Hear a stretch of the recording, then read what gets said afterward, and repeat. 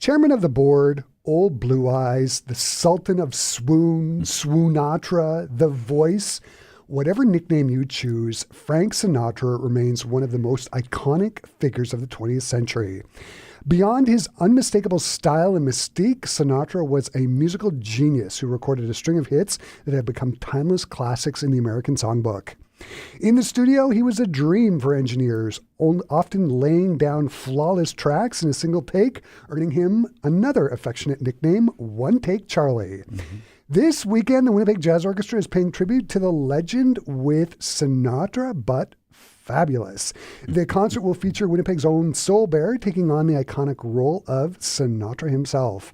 There will be two performances, Saturday, April the 12th at 7:30 p.m. and Sunday, April 13th at 2 p.m., both of the performances taking place at the Franco Manitoban Cultural Centre. Expect to hear beloved Sinatra classics like Fly Me to the Moon and I've Got You Under My Skin, amongst other down-the-line hits. It is going to be an unforgettable show. And joining me here in the Classic 107 studio to talk about the concert is singer David Grenon, otherwise known as Soul Bear. Hey, David, Hi, Chris. Great to have you here. Thanks so much for having me. So, firstly, I want to start out, the concert was curated by a friend of yours, Sean Irvine. He's a great woodwind doubler here in town. Mm-hmm. How did the two of you put this show together for the WJO? How did it come about? It's so funny that you're asking me this because I don't come often in this area of town. We're in, South Saint Vital around here? But we actually sat in a restaurant not even 2-minute walk from here. We sat down a couple months ago and we went through all our favorites. You mentioned Sinatra, obviously the chairman of the board, like you said, and all the nicknames he's got. But it's also Tony Bennett, it's also Dean Martin, and all crooners really. Yeah. So it's going to be a crooner show, specifically geared towards Sinatra because Sinatra is Sinatra, but all amazing crooner music. So did Sean approach the WJO or did the WJO approach you? Like, how did the concert come about? So I've been, if we go back in time a bit, I've been in Winnipeg for 17 years now. It's my 17th year. And I would say for the past 14 years, Richard Gillis and myself have tried to get together to plan shows with the WJO and myself as guests. But with my full-time work with the Royal Canadian Air Force Band, it hasn't been possible for me to commit to shows like this because always on the road and the military has their own requirements, you know. So I'm just so happy and lucky that this time it actually worked. Everything lined up.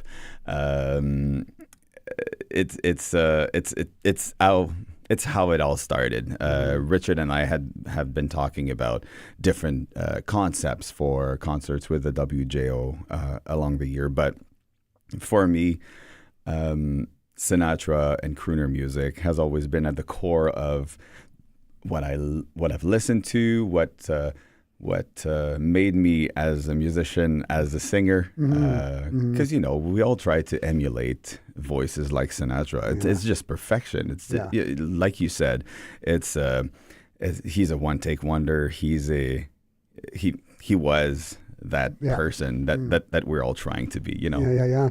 Have you had a chance to rehearse with the WJO yet? And if you have, what's it been like? I have. It was our first rehearsal on Wednesday night, and it's been amazing. I mean, they've got some amazing musicians in there. Yeah.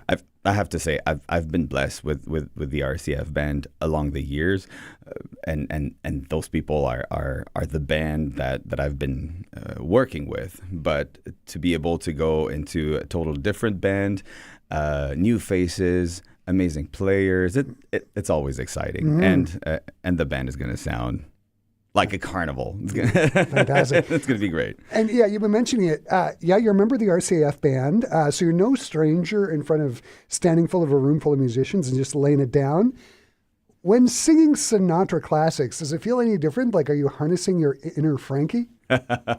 I feel I always am a little bit. No matter what the style of music that I sing, I always tried to emulate that presence and that charisma that he's got, that he had on stage. he was one of a kind, and yeah, I would say sure it is a little different because the entire show is crooner music, but I feel that I'm just at home. Yeah. In your wheelhouse. That's right. That's right. So I want to talk about the arrangements. I was reading somewhere that the arrangements are actually some of the arrangements that Sinatra himself would have been used. Where are the arrangements coming from? That's a good question. I don't know who gets who gets what. It all went through the WJO. I know that Richard has a very Richard and the WJO has an extensive library, so we definitely picked some of that. But we also wanted to have specific versions. I specifically like the album At the Sands, and some great albums he did with Count Basie. So sometimes might as well be swing and that stuff. Yeah, absolutely. So there's some pieces that we went out to get, specifically one in French that I had arranged just for myself. It's a Charles Aznavour medley. So for those who don't listen, who don't know Aznavour, he originates from Armenia, and then France. He's this French crooner who actually just passed away a few years ago. And I had the chance to see him in concert. And again, same kind of idea as Tony Bennett, Frank Sinatra. It's all about the charisma. It's all about the presence on stage. The voice is always, right on pitch. And just having that wonderful personality. Can you talk about some of the down the line hits that you're going to be playing, not only of Sinatra, but or singing, not only of Sinatra, but the other crooners as well? For sure, yeah. We've selected some of our favorites, Sean and I. So for me, Tony Bennett's "I Left My Heart in San Francisco" has always been one of my favorites. I've got "Kick Out of You," "Under My Skin." What else?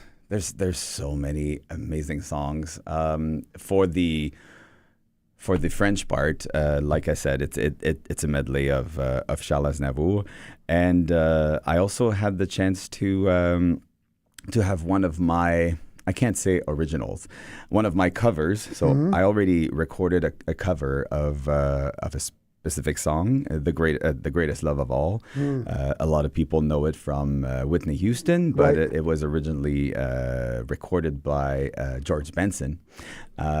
So to me, it fits in the crooner style because of that, and also because my own arrangement has different vibe into it.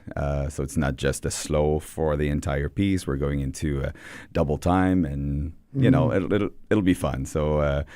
So those would probably be some of my favorites that I'm really looking forward to. And Come Fly With Me. Yes. That's another great one. Can't do a Sinatra show without that. Absolutely. Yeah, for sure. I was reading somewhere also, Sean is going to have one of his tunes played. What is it? That's correct. We'll Fall in Love, yeah. I'm actually just finishing learning it. It's quite the intricate song. Sean is an amazing jazz player, jazz composer. Because of that, like the complexity of the chart is there specifically for the vocalist. So, but I truly believe that it's a gem. It'll sound amazing. When I think of the crooners, Dean Martin, Sinatra, all those folks, they were doing hits in the 40s, 50s, and 60s at a time when you had the Second World War going on. There was Korea, Vietnam, and I always think of, like, listening to this music, it's a form of escapism and just sort of relaxing and chilling. Do you think it still applies today? I mean, to me, that's the definition of music itself.